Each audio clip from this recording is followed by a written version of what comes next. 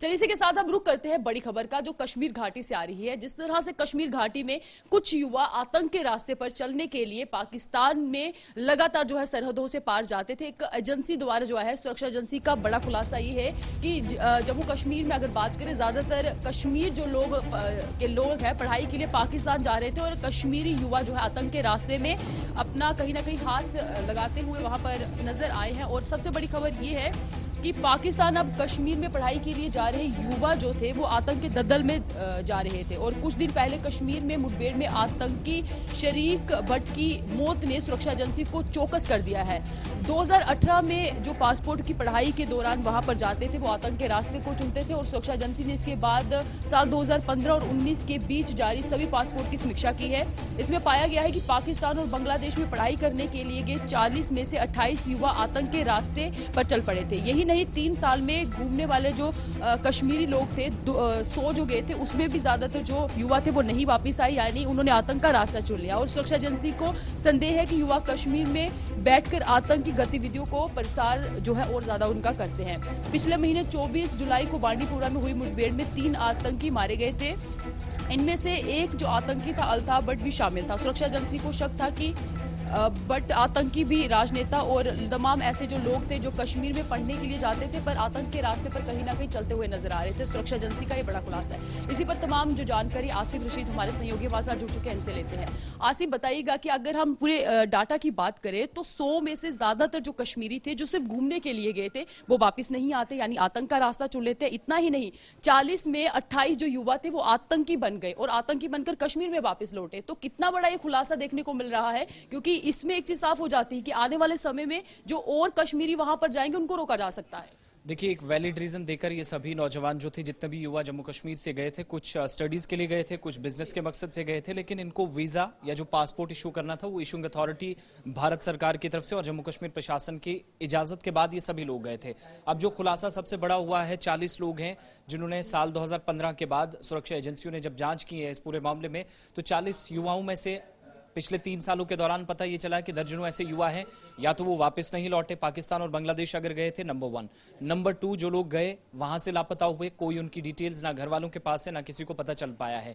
और उसके बाद तीसरा ये नया खुलासा जो हुआ वो ये है कि 40 में से 28 युवा हैं जो यहां से स्टडीज के लिए गए, वैलिड रीजन देकर गए, डॉक्यूमेंट्स प्रॉपर थे, एक प्रोसेस के तहत यहां से पाकिस्तान और बांग्लादेश गए, लेकिन जब वापस लौटे तो इन्फिल्ट्रेशन की और घुसपैठ करके वो यहां पर आए, बल्कि ट्रेनिंग ली उन्होंने सरहद के उस पार जाकर, और ट्रेंड होने के बाद यहां पर न सिर्फ वो आतंकी गतिविधियों में एक बार फिर पड़ गए, बल्कि उनके साथ कई युवा और भी जुड़कर, जिनको पहले तो वो जो पुराने उनके राइवल्स थे उनको सबसे पहले टारगेट करना शुरू किया।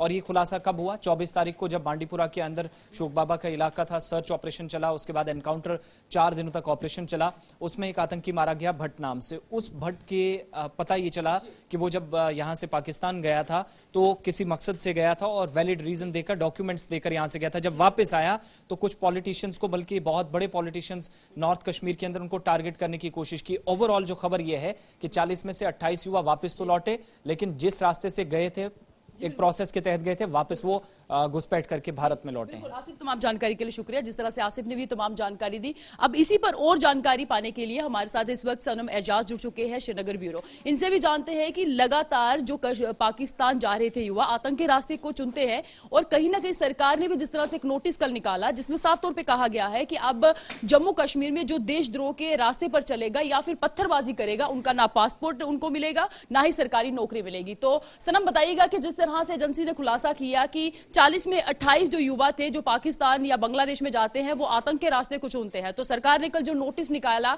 आपको क्या लगता है कि अब आतंकी गतिविधियों में रोक लग सकती है इस नोटिस से?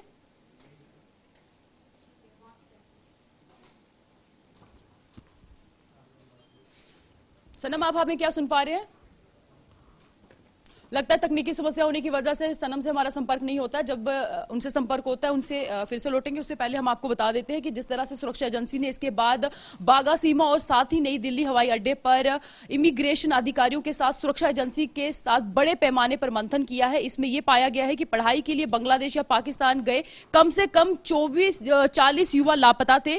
कुछ दिन पहले ही जम्मू कश्मीर पुलिस के महानिदेशक दिलबाग सिंह ने भी कहा था कि 70 के आसपास जो आतंकी के रास्ते पर चल पड़े हैं। चलिए आज सनम एजाज के साथ फिर से हमारा संपर्क हो गया है। सनम, बताइएगा कि कल जो नोटिस आया जिसमें साफ तौर पे कहा गया है कि देशद्रोही और जो पत्थरबाज जो लोग हैं उन पर कार्रवाई करेंगे और अब उनको ना पासपोर्ट मिल सकता है और सरकारी नौकरी भी नहीं मिलेगी। अगर कोई सरकारी नौकरी करता है तो उनको बर्खास्त कर दिया जाएगा। तो आपको क्या लगता है इससे कितनी बड़ी राहत मिलने वाली है जम्मू कश्मीर में, और कहीं ना कहीं जो आतंक के रास्ते पर चलते थे उन पर कितनी रोक लग सकती है? देखिए बिल्कुल, ये पिछले काफी समय से ऑफिशियल तौर पे अभी तक नहीं किया जाता था, लेकिन पिछले काफी समय से ये कुछ ऑर्डर्स जो है वो निकाले गए हैं। और इनमें आपने देखा पिछली बार लगभग 1.5 दर्जन के करीब जो सरकारी कर्मचारी हैं जिन पे आरोप है कि वो कहीं न कहीं मिलिटेंट एक्टिविटीज में थे और उन्हें सरकार की नौकरी से निकाला गया। और फिर पासपोर्ट का मामला जो है ये बहुत पुराना है, लगभग पिछले 10 सालों से जो भी मिलिटेंट से रिलेटेड एक्टिविटीज में कभी देखा गया है या कहीं उसके खिलाफ एफआईआर वगैरह है तो उसकी पासपोर्ट को जो वेरिफिकेशन होती है वो नहीं दी जाती है।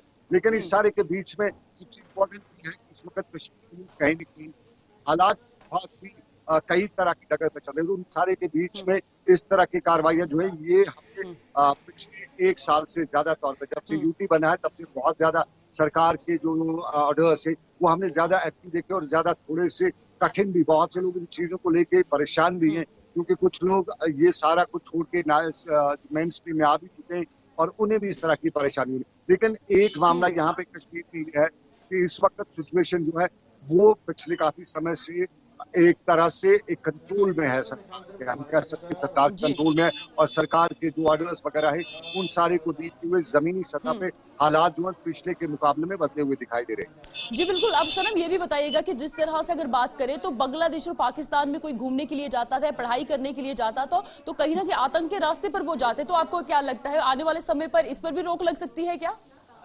देखिए प्रिया, अभी तक हमारे पास उतने एविडेंसेस नहीं है। 2-3 केसेस है। एक केस जो है जो यूएस में पायलट ट्रेनिंग करके आया था, 90s का वाकया, जब वो वापस पायलट बन गया तो वो यहाँ मिलिटेंसी में शामिल हो गया।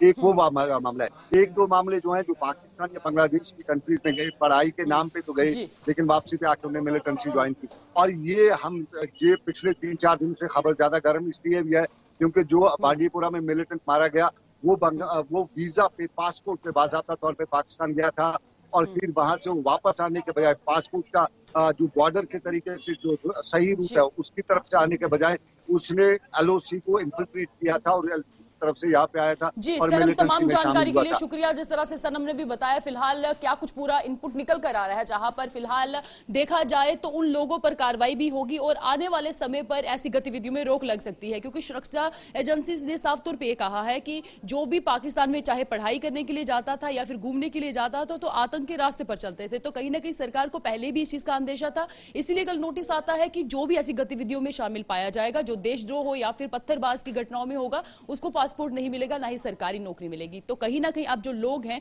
जो नौकरी चाहते हैं या फिर बाहर फॉरेन कंट्री में जाना चाहते हैं तो ऐसी गतिविधियों में शामिल नहीं होंगे, तो हो सकता है आने वाले दिनों में रोक लग सकती है।